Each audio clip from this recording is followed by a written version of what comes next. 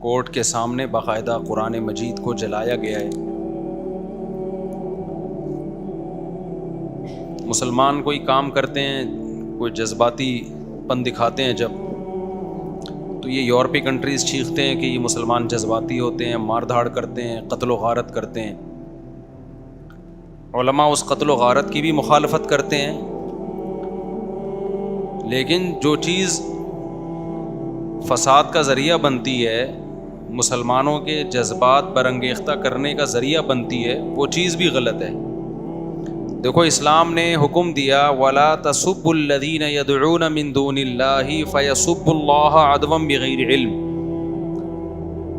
کہ تم ان کے جھوٹے خداؤں کو برا بلا مت کہو، ورنہ یہ بھی تمہارے خدا کو برا بلا کہیں گے. حالانکہ اسلام ان کے خداؤں کو جھوٹا کہہ کے بھی کہہ رہا ہے کہ ان کو برا بلا مت کہو. قرآن میں الحمد سے لے کے والناس تک کتنی جگہ بت پرستی کی مخالفت ہے کہ بتوں کی عبادت مت کرو، لیکن پھر بھی قرآن کہہ رہا ہے اس طرح سے رد مت کرو کہ یہ تمہارے خدا کو برا کہیں. تو آپ بتائیے، جو مذہب کسی دوسرے مذہب کا مذاق اڑانے کی اجازت نہیں دے رہا، اس کے باطل ہونے کے باوجود کہہ رہا ہے اس طرح سے رد مت کرو کہ وہ تمہارے خدا کو یا رسول کو برا بلا کہنا شروع کر دیں، تو وہ مذہب کتنا پیسفل ہوگا اور وہ کتنا لوگوں کے جذبات کا خیال کر رہا ہے.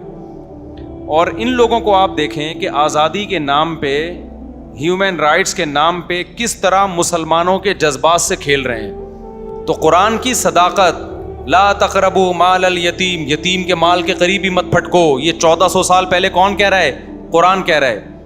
لا ترثوا النساء لا يحل لكم ان ترثوا النساء کرہا، اے ایمان والو تم عورت کے مال زبردستی نہیں کھا سکتے. یہ ویمن رائٹس 1400 سال پہلے کون بیان کر رہا ہے؟ قرآن بیان کر رہا ہے. انما الخمر والمیسر والانصاب والازلام، جوا اور شراب حرام ہے، ہم جوا نہیں کھیلتے، ہم شراب نہیں پیتے. یہ کون کہہ رہا ہے؟ یہ قرآن کہہ رہا ہے. تو یورپین اقوام کو یہ بات سمجھنی چاہیے کہ مسلمان کی نظر میں قرآن کا جلانا ہلکا معاملہ نہیں ہے. اس سے دنیا کا امن تباہ، کیا بیڑا غرق ہو جائے گا امن کا. مسلمان آرام سے نہیں بیٹھے گا. ہٹلر نے جنگ کا آغاز کیا تھا نا، وہ بھگتنا ساری دنیا کو پڑا ہے. تو غلطی کس کی تھی؟ ہٹلر کی تھی کہ نہیں تھی؟ خدا کی قسم اس سے بڑی جنگ دنیا میں چھڑ سکتی ہے اگر اس طرح سے قرآن کو جلایا جاتا رہا اور محمد صلی اللہ علیہ وسلم کی توہین کی جاتی رہی. تو ہم تو ابھی بھی کہتے ہیں بھائی پرامن احتجاج کرو آپ، لیکن آپ بھی وہ کام کرو کہ دنیا میں امن خراب نہ ہو. مسلمان کسی قیمت پہ بھی پیغمبر کی توہین، قرآن کی توہین برداشت نہیں کر سکتے. ناممکن ہے. یورپین اقوام کو یہ بات سمجھ میں نہیں آ رہی ہے. وہ ٹرائی کر کے دیکھ رہے ہیں کہ ان کو ہوتا کیا ہے. آپ کھیلیں نہیں بھائی ہمارے جذبات سے. ہم کب کہتے ہیں کہ آپ قرآن پہ ایمان لے کر آؤ؟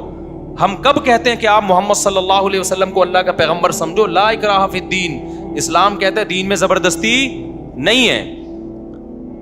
لیکن آپ کو ہم قرآن جلانے نہیں دیں گے، محمد صلی اللہ علیہ وسلم کی توہین کرنے نہیں دیں گے. آپ محمد صلی اللہ علیہ وسلم سے اختلاف بھی کر سکتے ہو، آپ کے مشن پہ اختلاف کرو، جیسے کہ ہمیشہ سے غیر مسلم اعتراض کرتے رہے ہیں.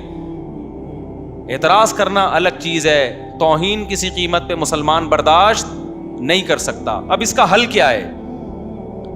تو پہلا حل تو یہ ہے کہ آپ جس حد تک ممکن ہو سوشل میڈیا پہ اپنا احتجاج ریکارڈ کروائیں. اس احتجاج کا بڑا اثر پڑتا ہے دنیا پہ.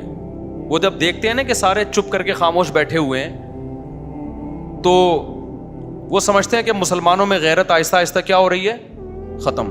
جس حد تک بھرپور آپ احتجاج ریکارڈ کروا سکتے ہیں آپ ریکارڈ کروائیں. وزیر خارجہ کو چاہیے آواز اٹھائے، سویڈن کے وزیر خارجہ سے ملے، وہ اس کے سفیر سے ملے، وہ سعودی عرب کو چاہیے احتجاج کرے، UAE کو چاہیے احتجاج کرے، مصر کو چاہیے احتجاج کرے. دنیا کے جب سارے اسلامی کنٹریز کے سربراہان سویڈن پہ دباؤ ڈالیں گے تو سویڈن کی گورنمنٹ اس عمل سے روکنے کے لیے قانون سازی کرے گی، اور جو جس شخص نے یہ کام کیا اس کو پکڑ کے سزا دے گی وہ.